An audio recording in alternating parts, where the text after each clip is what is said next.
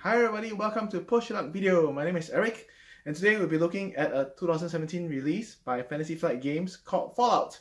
Now this is designed by Andrew Fisher and Nathan Hajek. This is based on the very popular video game franchise Fallout. Currently, right now there's Fallout 4. So it is a backdrop of post-apocalyptic America, right, where if nuclear weapons were used and nuclear energy was harnessed during the 1950s, what would have happened? Obviously, with humanity involved, there's fighting over resources, and so it turns out to be all out nuclear war. A nuclear holocaust happens, and so now the survivors, which are these people who happen to be in the nuclear vaults, right, where they were sheltered from the nuclear fallout. How are they going to deal with their lives now in this nuclear wasteland? And also the other different types of characters that you deal with, like mutants, robotic humans, as well as ghouls. Even ghouls are involved. So in this game, players take on one of these specific species type, kind of. They're no longer really humans, but they were from humans kind of thing. So they're taking on one of these roles, all right, and then they're trying to fulfill as much secret objectives as they can so that they reach a target, a reputation point, right, depending on the amount of players that you have, and then whoever is the first to reach that target reputation point will win the game. Now this game actually caters for joint victory, so if more than one players actually reach that target victory points, there will be a joint victory condition. So let's take a look at the game components, how to play the game, and my thoughts about the game. Now, I just want to take a moment here to thank my sponsors. All right, Fun Again Games. Push Your Luck video is an affiliate of Fun Again Games. So if you go to funagaingames.com, and when you check out after you buy any games there, if you put my code PULV, that's Papa Umbrella Lima Virgo. All right, in the affiliate code section, a little bit of kickback comes back to me as well. So thank you very much if you do that. And also, I'd like to thank Tasty Minstrel Games for sponsorship.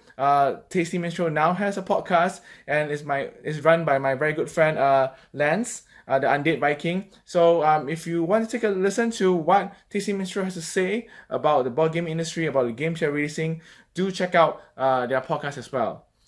So this is what you get in the game of Fallout. Now there's quite a lot of components there to go through. This is the main board, all right? It's dependent. The setup of the main board is dependent on the mission that you choose. So for example, in the beginning mission that is recommended in the learn to play part of the menu, it'll tell you to try the Commonwealth mission first. And so you can see this is how you set up. There'll be some tiles that are double-sided. All right, these are the tiles which are usually the main involve the main key locations in a particular mission. And so then the rest, like the red color ones and the red color ones and the green color tiles are randomly shuffled, and then you place them face down as per how the setup is like on the mission that you chose, like, or the campaign that you chose to embark on. Then every player will choose one of their player types. There's several of them. So this is the Vault Dweller. All right. So you choose them and you start them off at the Crossroads camp. So I think all the campaigns, they all start off at the crossroad camp over there. Each player will also receive a board like this, all right, which will tell you how much radiation you have, all right, on the green track, and also how much health you have on the red track here. The gray color pack will mark the XP that you have, and also there will be several of these letters that you get, all right. Every time you get them, it gives you a reroll benefit when you do certain skill checks. All right, this also will tell you how fast you can level up as well. So whenever you get XP, you will move the pack to the nearest occupied slot that you have, and then whenever you get XP again, if there's no more, then you basically level up. All right, you get another one of these randomly, and you move this over here again, and you can start again. So when I get the next one, for example, I get the C, which is Charisma. Then whenever I get XP, let's say I get another XP, I'll move it here. I get another experience points, I move to here. When I get one more, then I level up again and I do the same thing again. So this is quite an interesting way of leveling up, which means that as you progress later on and you get more and more of these special traits, which means that it will take longer for you to level up. All right. For the radiation and the health points, whenever the two meet or exceed each other, that means you have overdose of radiation and then you have perished, so you die. But not to worry, you actually respawn again back at Crossroads camp, and you can continue again. You lose all those items that you have in your inventory, but those that you have equipped, you don't lose them. Right? And also you don't lose your XP or anything. You don't start back at level 1. Right? You kind of continue as you were. Right? And so these are the different types of enemies that you will encounter in the game. Whenever a map is, for example, like in this case, this symbol is revealed. So this usually represents a super mutant. You take one at random from a super mutant pile and you place it on here. So you can see this is the super mutant that will be at this particular location. This will tell you how. This means that to defeat this particular super mutant brute, right, you need to roll the dice. Right, there'll be everything that you do in the game is always involved with these 3 dice. All right, it's, wherever it's skill checks or wherever it's attack, you always roll these 3 dice. This means that when you roll the 3 dice, if you hit the body, then you will do damage to this particular brute. All right, and you need to have 3 hits. This gear with the 3 here means you need to have 3 hits before you can kill it. 3 or more. All right, and how much? And if you manage to kill it, this will also mean the number of XP that you get. So you get 3 XP. This here means certain things, different enemies will have different things. This little bag here means that you get a loot card. So you can see this is a loot card here. All right. The lightning here means that it is a very aggressive. So whenever you go into a location with this particular enemy there, you immediately will trigger a attack action, regardless of whether you want it to or not. Most of the time, most of the other enemies, when you go into that particular location, you do not need to attack, so you could move through locations with enemies without doing attacking. But in this case, for this particular enemy, this super mutant brute, you need to trigger off an attack. All right, so this will be like that and like that. The campaign card on the other side, flip over. This will be where you keep track of the game's progress. Right. So this 2 will be here, and depending on the particular mission that you're doing, all right, each of these symbols may represent either a particular unit from the particular faction, or it could be something else entirely. And the thing about this is actually a round tracker in a way of sorts. Whenever the secret agendas deck, this is a secret agendas deck which will give you influence points, which is how ultimately you win the game. Whenever the deck is empty, all right, then you move this 2 down by 1. There are also other cards in the missions and the campaign cards that will trigger these 2 tokens to move down, and whenever any of them meets the end, the red color part, it means the game is over. And we will see whether you have met the minimum requirements to win the game. If you have not, then the game would have won. That means everybody else would have lost. So this is a game where it is very interesting. It can also end with the game winning and none of the players winning. All right, so you have to keep track of that. What else is there? Yeah, you can see there's a lot of different components. There's also the bottle cap. So in the game Fallout, bottle caps are the main source of income. The red ones is one bottle cap. The blue ones is the 5 one. And so these are really cool. I really like this. And I think you can actually spruce it up. Some people have actually got metal bottle caps to represent the money. So that's really cool. So these are along the way as you progress through different locations. For example, in these locations, there's a shop here. This symbol represents a shop. So if you manage to successfully do trigger an encounter at that particular location, sometimes it will allow you to buy or sell stuff. And so that's where these comes in. So this is the shop items where you can buy and sell stuff. I'll take one of these as an example. So you can see that for this particular items, this will cost 4 bottle caps to buy, and then there's certain text to tell you what these items do. In your player board area, you can at most only have 1 apparel card, all right, armor, usually it's armor, 1 weapon card, all right, and also 1 companion card. So companions will help you along the way, usually to deal with certain skill checks and stuff like that. But you can keep up to 3 different items. So for example, in this case, this card, Jet, is an item, so you can keep up to 3 of that in your inventory. Okay. There are also unique items which you can get. If you play the Fallout 4, for example, you can get you will recognize dog meat, which is like a dog companion for you. There's also other special unique items that you can get, which are pretty powerful. It's not easy to get these though. Let's take note.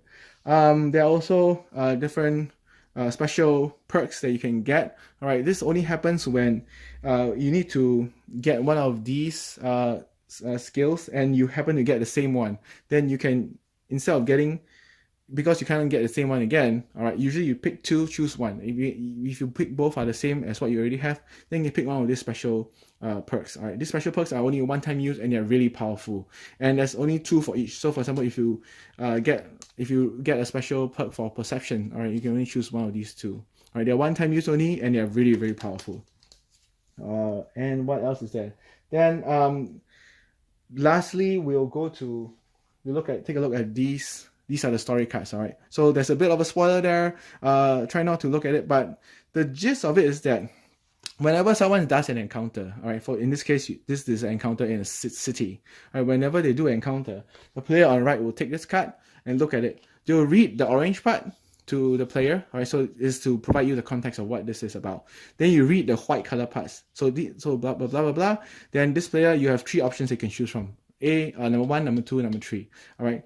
Then you need to tell the player what kind of tests, if there is any test, involved in this. So for example, let me try to give you an example here. Here, all right. So in this case, if you see this situation, you need to do a skill check test. All right. If you have a C, which is charisma, in your player tableau, that means you can afford to do one reroll of any number of dice for free. All right, but you need to get 3 hits.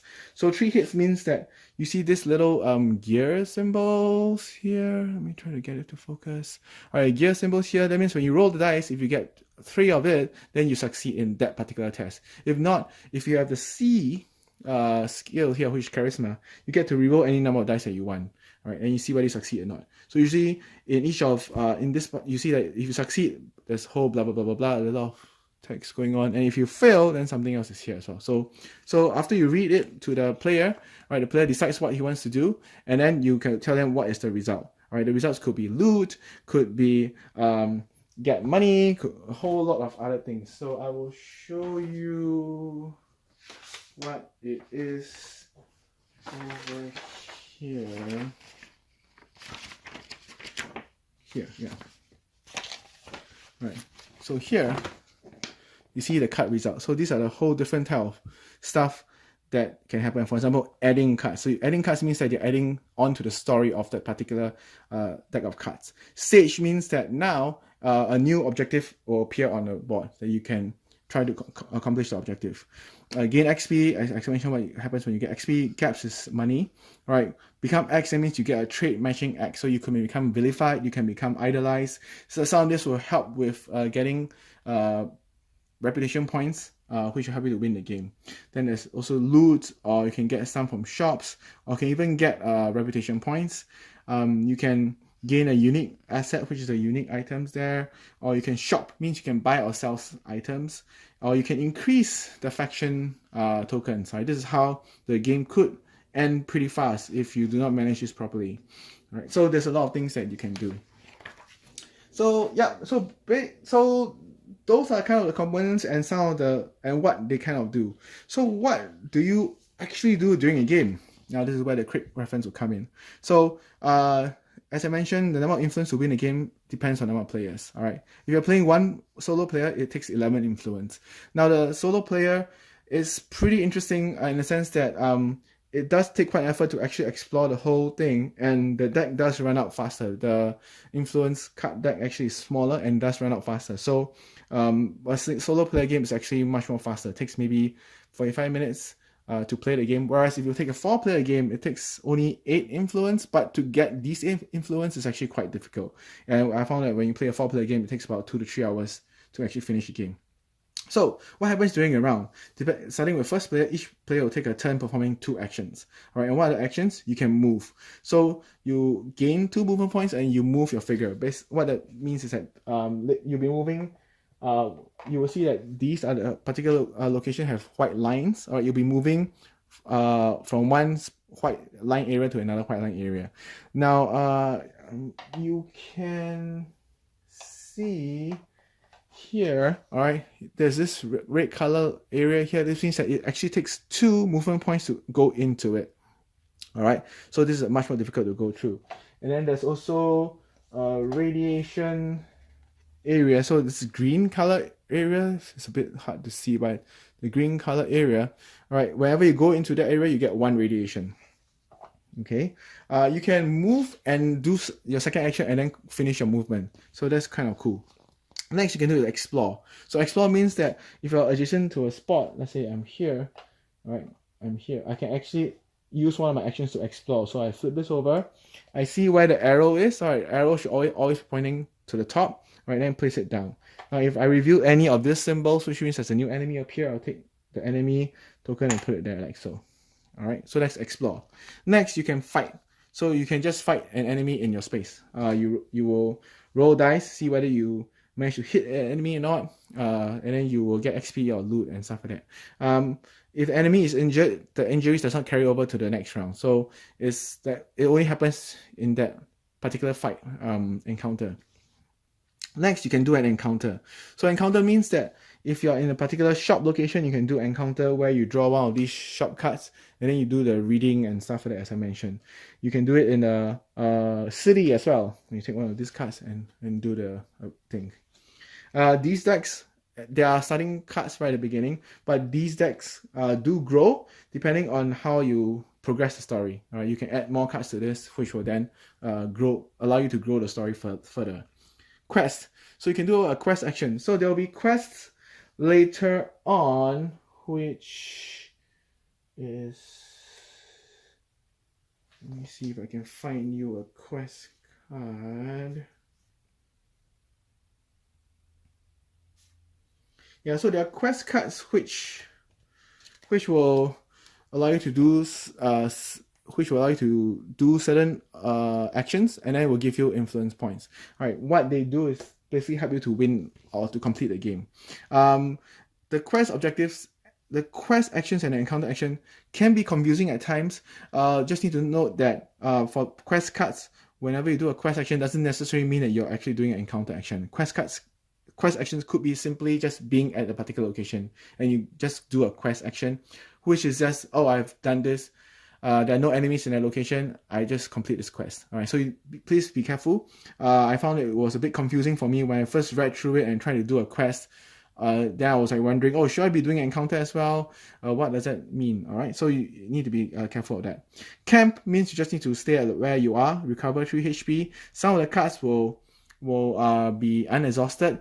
The interesting thing is some companion cards will be unexhausted, and if they are unexhausted, there are certain conditions for you to be able to keep the companion card. So even though you use them, doesn't mean that when you unexhaust them, they're still with you. They may run away or something, or be discarded. All right. One thing about the camp is that you get a well-rested trait, which allows you to discard that to do 1 free reroll. All right, and so those are the actions. It's very simple. Go around, exploring the wasteland, do missions, do side quests, try to finish the main agendas, and also get more of the influence points, and try to finish it all before this reaches the end, and then you win the game. So that's it. That's how you play Fallout. So that's how you play Fallout. So what do I think of the game? I think it's okay. As it plays 1 to 4, and so as a solo game, right, a single player game, it is pretty fun. Right, it feels very much like the Fallout video game in the sense that you're going through a different quest. There is a narrative involved. There are several narratives and several side quests involved in the game. You can see the entire deck of story cards, and so that's the most interesting part about the game. Game mechanism wise is pretty light. It is you just walk around, you deal with situations as you approach, you deal with enemies as you approach them, roll dice, see whether you succeed or not, and then see what happens. But the meat of the game is the storyline, and I really like that some of the decisions that you make along the way will then affect future storylines, because then you might be adding more cards to the city deck or the town deck, and from there, if the cards are drawn, then they kind of further on, they expand the story a bit further. And then also there's also different side quests that you can embark on, and it is quite free form in terms of how you want to meet these objectives or fulfill these quests, and how you want to win the game. As a multiplayer game, though, I would find that it is a bit lacking in terms of interaction. There is a chance for different players to trade with each other, but there really isn't much value to that, other than that, or other than the interaction where players go to that particular location first, do that particular quest first, or kill that particular enemy first. There really isn't much interaction there. Yeah, players can sometimes find themselves accidentally winning because another player may have furthered one of the factions on the progression track accidentally, not really through their intention, and then they might have allowed another player to have a secret objective to win the game. So I would say, as a multiplayer experience, is kind of lacking, but as a single player experience, it is very rich. I'm quite sure that there are definitely a few plays there that you can go through before you kind of get familiarized with some of the quests, and then you kind of know what you want to do or what you want to go for. But still, it will be several plays before you kind of finish all the missions and get bored with it and kind of used up the whole thing. So I would say, all in all, if you're looking for a very rich, very deep mechanism-based game, then this is something that you may want to try first. But if you really like the Fallout universe, you like the Fallout lore, and you want to see what kind of stories this game can provide for you, then you definitely should give this a try. Alright, so that's my thoughts about Fallout. I would say this is try before you buy, but if you're a Fallout fanatic, then this is recommended from me. Thank you so much for watching. Bye!